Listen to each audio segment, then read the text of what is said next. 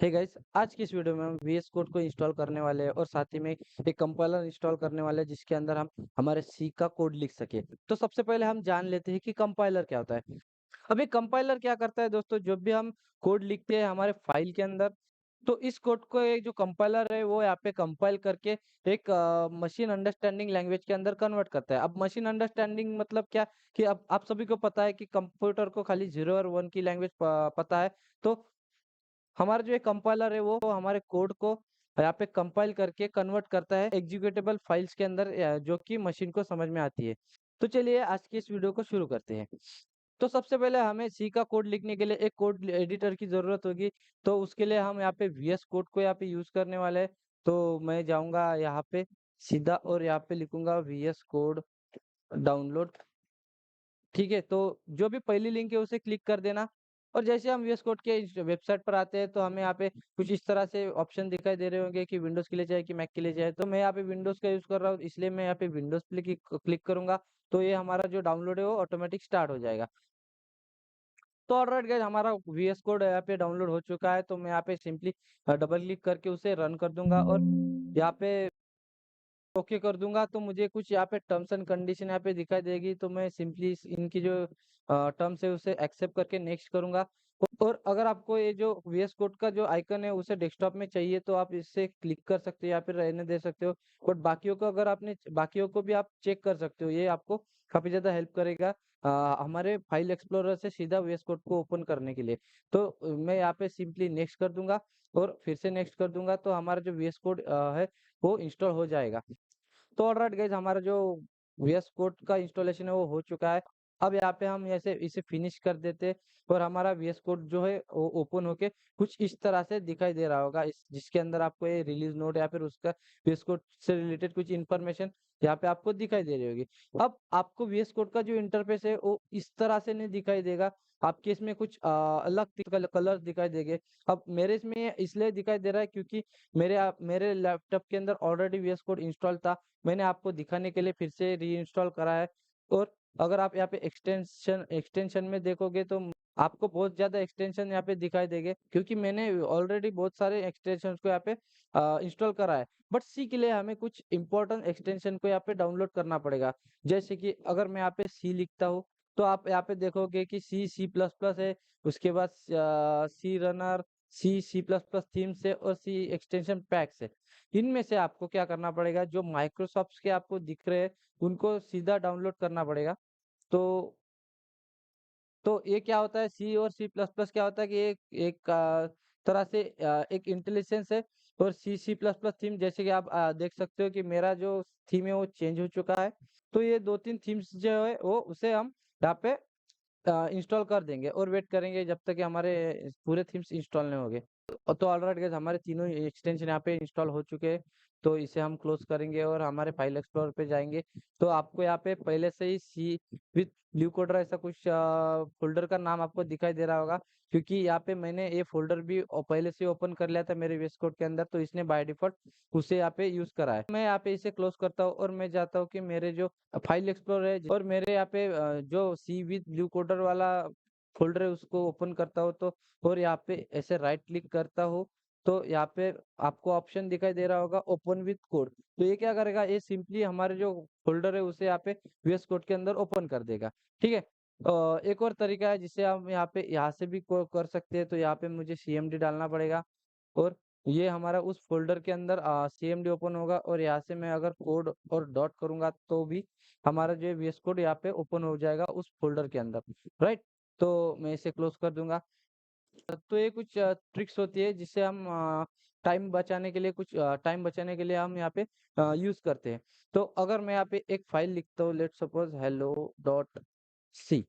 Right. तो जैसे मैंने हेलो डॉट सी लिखा है, डॉट सी का मतलब ये है कि हम हमारे फाइल के अंदर सी लैंग्वेज का कोड लिख रहे हैं। और जैसे मैंने यहाँ पे डॉट सी लिखा है, इसका आइकन भी चेंज हो गया। तो सी के अंदर हम यहाँ पे फर्स्ट प्रोग्राम लिखने वाले हैं। तो उसके लिए आप सिंपली यहाँ पे मैं इंक्लूड और जो हेडर फाइल है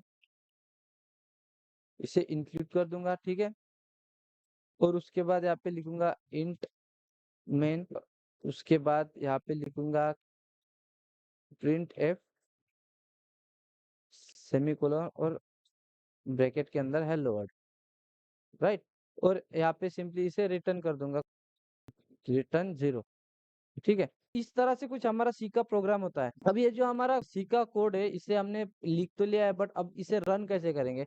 तो उसके लिए हमें एक कंपाइलर की ज़रूरत पड़ेगी। अब कंपाइलर क्या होता है? जैसे कि मैंने बोला है कि कंपाइलर जो है वो हाई लेवल लैंग्वेज को लो लेवल लैंग्वेज में यहाँ पे कन्वर्ट करता है। अब हाई लेवल लैंग्वेज हमारे यहाँ पे हमारी ये जो लैंग्वेज है जो जिसे हम लिख रहे हैं, ये जो हमारी प्लेन टेक्स्ट लैंग्वेज है।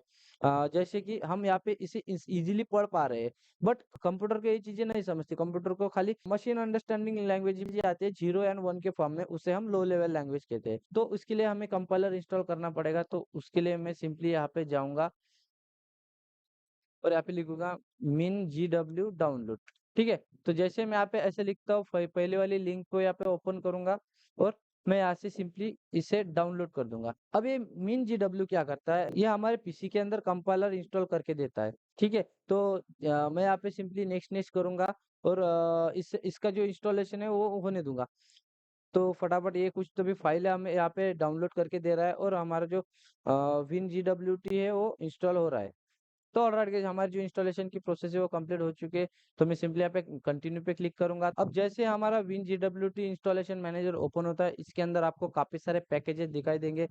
जिसमें से आपको बाकी सारों को इग्नोर करना है। खाली अगर हम सी की बात करें तो उसके लिए हमें खाली जी सी और जी प्लस प्लस का ही पैकेज हमें यहाँ पे मार्क करना पड़ेगा। और जैसे इसे मार्क करता हो हमारे इंस्टॉलेशन में जाके इसे अप्लाई चेंजेस कर दूंगा और अप्लाई कर दूंगा, तो ये हमारा जो पैकेज है उसे इंस्टॉल कर देगा। तो कुछ देर हम यहाँ पे इसका भी वेट कर लेंगे। तो हमारे जो पैकेज है वो कंप्लीटली यहाँ पे इंस्टॉल हो चुका है, तो इसे मैं यहाँ पे क्लोज कर दूंगा और इसे भी यहाँ पे क्लोज कर दूंगा। और मैं क्या करूंगा, अगर मुझे चेक करना है कि मेरे पीसी के अंदर यहाँ पे कंपाइलर आ गया है कि नहीं, तो उसके लिए मैं सिंपली सी ड्राइव के अंदर जाऊंगा और यहाँ पे आपको दिखाई दे रहा होगा विन GW2 का फोल्डर, उसके अंदर जाएंगे बिन के अंदर और यहाँ पे देखेंगे कि gcc.exe आपको दिखाई दे रहा है क्या नहीं। तो ये है हमारे पास जीसीसी EXE इंस्टॉल हो गया है और मैं यहाँ पे CMD ओपन करता हूँ और यहाँ पे मैं जीसीसी डालता हूँ। तो आपको यहाँ पे दिखाई दे रहा होगा कि GCC fatal error no input found, मतलब कि जीसीसी के साथ साथ हमें उस फाइल का नाम देना पड़ेगा जिसे हम कंपाइल करना चाहते हैं। बट देखने वाली बात यह है कि कंपाइलेशन टर्मिनेटेड हो चुका है, मतलब हमारा कंपाइलर यहाँ पे सक्सेसफुली इंस्टॉल हो गया है। बट ये जो कंपाइलर है वो यहाँ पे हमें ग्लोबली एक्सेस करना है, जहाँ पे भी हम जीसीसी टाइप करें तो वो हर जगह से एक्सेस हो जाए। तो उसके लिए हमें क्या करना पड़ेगा कि इसका जो ये बात है इसे कॉपी करना पड़ेगा और यहाँ पे आपको सर्च करना पड़ेगा आपके पीसी के अंदर एनवायरनमेंट वेरिएबल्स, और यहाँ पे एनवायरनमेंट वेरिएबल्स के अंदर मैं पाथ के अंदर जाऊंगा और यहाँ पे एक पाथ में जो है वो ऐड कर दूंगा। तो हमारा जो कंपाइलर है वो हम यहाँ पे कहीं से भी एक्सेस कर सकते हैं। तो सिंपली मैं यहाँ पे इसे ओके कर दूंगा और इसे क्लोज कर दूंगा और हमारे VS कोड के अंदर आऊंगा और यहाँ पे टर्मिनल ओपन करूंगा और यहाँ पे जीसीसी यहाँ पे टाइप करके हमारे जो फाइल का नाम है उसे दे दूंगा hello.c और यहाँ पे एंटर करूंगा। तो हमारा जो ये कंपाइलर सक्सेसफुली इंस्टॉल होने के कारण हमने हमें यहाँ पे नई फाइल दिखाई दे रही होगी a.exe, जो कि एग्जीक्यूटेबल फाइल है जिसके अंदर हमारा मशीन अंडरस्टैंडिंग कोड है। तो अगर मुझे इस फाइल को रन करना है और हमारा आउटपुट जो है उसे देखना है, तो मुझे क्या करना पड़ेगा, डॉट ए उसके बाद डॉट EXE डालना पड़ेगा जो भी उसका एक्सटेंशन है और यहाँ पे इसे एंटर करना पड़ेगा। एक्चुअली हमें डॉट डॉट के बाद स्लैश देना पड़ेगा और उसके बाद a.exe देना पड़ेगा। और जैसे मैं यहाँ पे एंटर करता हूँ तो आपको यहाँ पे हेलो वर्ड का जो आउटपुट हमने हमारे प्रिंटफ के अंदर डाला था वही आउटपुट हमें यहाँ पे दिखाई दे रहा होगा। तो इस तरह से हम कंपाइलर की मदद से हमारे जो प्रोग्राम है उसे कंपाइल भी कर सकते हैं और साथ ही में रन भी कर सकते हैं। बट व्हाट इफ अगर मैं यहाँ पे हमारे जो फाइल है उसे चेंज करता हूँ हेलो वर्ड की जगह मैं लिखता हूँ यहाँ पे आई एम ब्लू कोडर, ठीक है? तो अगर ऐसा लिखता हूँ तो मुझे क्या करना पड़ेगा, बार-बार वही चीज़ें करनी पड़ेगी। पहले यहाँ पे मुझे उसको कंपाइल करना पड़ेगा, उसके बाद उसे यहाँ पे रन करना पड़ेगा। तो हर हर बार उसे कंपाइल और यहाँ पे रन कर रहा हूँ यूजिंग कमांड्स। अब ये कमांड्स आपको हर टाइम मतलब टाइप करने पड़ रही है मैन्युअली, तो ये कुछ बेस्ट प्रैक्टिस नहीं। इसके लिए हमारे पास एक एक्सटेंशन है जिसे हम कहते हैं कोड रनर। तो मैं यहाँ पे एक्सटेंशन के अंदर जाके कोड रनर यहाँ पे सर्च करूंगा, ठीक है? तो ये जो फर्स्ट वाला जो है कोड रनर इसे हम यहाँ पे इंस्टॉल करेंगे, तो आप यहाँ पे जैसे इंस्टॉल करोगे इसे, तो आपको यहाँ पे ऐसा एक रन का आइकन दिखाई देगा। मेरे पीसी के अंदर ऑलरेडी इसे इंस्टॉल कर रखा हूँ, इसलिए मुझे यहाँ पे पहले से ही दिखा रहा है।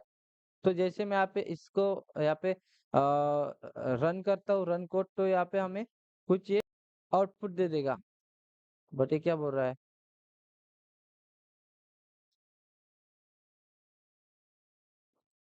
ठीक है, तो इस तरह से हमें कुछ यहाँ पे आउटपुट दे रहा है। तो मुझे यहाँ पे बार-बार वो डालने पड़ रहे हैं कंपाइलर इसके लिए। तो जैसे मैं इस ट्रायंगल पे क्लिक कर रहा हूँ, तो मुझे मेरा आउटपुट भी मिल रहा है, hello world I am blue coder. अब यहाँ पे मैंने स्पेस नहीं दी है, इसलिए आपको ये इस तरह से दिखाई दे रहा होगा, ठीक है? तो अगर आप इस कोड रनर की मदद से आपके कोड को रन करोगे, तो आपको बहुत ज़्यादा ईज़ी रहेगा और आपका टाइम भी बहुत ज़्यादा बचेगा। तो आई होप आपको वीएस कोड इंस्टॉलेशन और कंपाइलर इंस्टॉलेशन के बारे में अच्छे से आपको समझ में आया होगा। अब इस तरह से आप भी हमारे सी का प्रोग्राम लिख के यहाँ पे इसे रन कर सकते हैं। तो नेक्स्ट वीडियो के अंदर हमने यहाँ पे जो कोड लिखा है, आपको इस वीडियो में कुछ समझ में नहीं आया होगा, बट इसके अंदर एक-एक चीज़ को यहाँ पे एक्सप्लेन करेंगे कि किसे क्या कहते हैं और इसका सिंटैक्स ऐसे ही क्यों है, इसके बारे में हम जान लेंगे नेक्स्ट वीडियो के अंदर। तो आज की इस वीडियो में इतना ही। हम मिलते हैं नेक्स्ट वीडियो में। Until then take care, bye bye, वंदे मातरम।